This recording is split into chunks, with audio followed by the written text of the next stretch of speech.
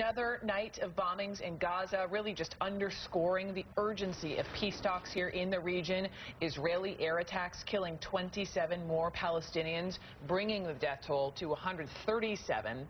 A spokesperson for Hamas sounding hopeful an end to the violence is near, telling CNN, quote, "We are close, we are on the edge," end quote. I want to bring in Dan Arbell, a former Israeli foreign officer, now a guest scholar at the Saban Center for Middle Eastern Policy. Mr. Arbell, good morning to you. Good morning. Let me just begin. I want your reaction to this, what appears to be a new level of violence in the streets of Israel, this bus explosion in Tel Aviv. Could this be a game changer? Well, this is a very serious development, I think, and whether it's a game changer or not, we'll have to see. I think that up to now, while a ceasefire, parties felt that the ceasefire is within reach, they were scrambling to achieve last-minute gains, strategic and public image-wise, before a ceasefire comes into effect. I think that this bus explosion is as a sort of a decisive image that Hamas has been trying to achieve as they go into a ceasefire. I think that the Israeli government will feel compelled to respond to such an attack within central Tel Aviv. An attack in central Tel Aviv is something that we've not seen for quite some time, a bus being exploded and so on. And so I think that the government of Israel will feel compelled to retaliate on this attack by thus sort of delaying the option that a ceasefire will go into effect in the next few hours. What form of retaliation? I think that they're talking about it right now in Jerusalem, but I don't see them allowing this to go unnoticed. So perhaps hopes of a ceasefire are quashed at least a little bit longer because of what we're seeing here on the streets of Tel Aviv.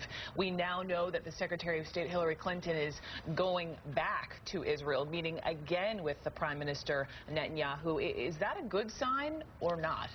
Well, she arrived last night and she stayed in Jerusalem overnight. She's meeting Netanyahu after she saw President Abbas in Ramallah. And I think it's part of the intense efforts by the United States to bring a solution to this, because what Israel is interested in is a long-term solution. The only way that Israel will reach such a will feel comfortable approaching such a solution is by having the U.S. backing and the U.S. involvement in this process. And I think the intense efforts by the United States in Ramallah and Jerusalem and further today in Cairo are just part of it. Mr. Arbell, I just want to play a little sound. This is right after she met for the first time with Prime Minister Netanyahu, and I want to have everyone listen for actually what she didn't say. Take a listen. The goal must be a durable outcome that promotes regional stability and advances the security and legitimate aspirations of Israelis and Palestinians alike. So you heard the two words, durable outcome. The two words you didn't hear was ceasefire. What's your reaction to that? I think it's an issue of linguistics. I think that the U.S. is aiming for a ceasefire, for a truce. Yesterday, before this bus attack occurred, I think they were talking about a two-phase solution.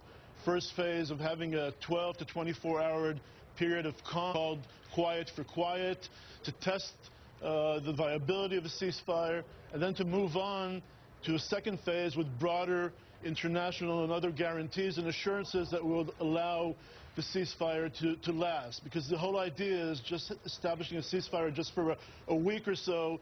It's useless. The idea is to have a long, durable solution. I wouldn't look into the fact that she didn't say the word ceasefire. So you say it's semantics. It's semantics. I think it's semantics, exactly. You know, there are obviously two sides to this story. You're a former Israeli Foreign Service officer, right, but then you have the side of Hamas. Wolf Blitzer just yesterday speaking with a Hamas spokesperson basically told him that the United States can be doing more here in the region. Here is what he said.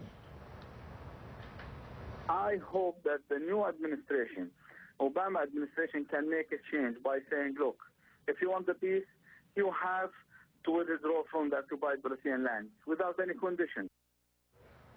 Can you, final question, can you see that as playing out as a possible solution in the future? I think this Gaza crisis was a reminder, a wake-up call to the Obama administration. Here it is, the Israeli-Palestinian conflict is alive and kicking, and there's a need to deal with it. You cannot just sit idly by and not deal with it. In the aftermath of the Gaza crisis, when a ceasefire is reached, when the smoke settles, when the dust settles, I think that the U.S. would go back to a more serious involvement in the process, trying to bring the parties closer together, perhaps advancing negotiations between Israel and the moderates in the Palestinian Authority. Dan Arbell, guest scholar, Saban Center for Middle Eastern Policy. Sir, we appreciate it this morning. Thank you. Thank you, and happy Thanksgiving. Same to you.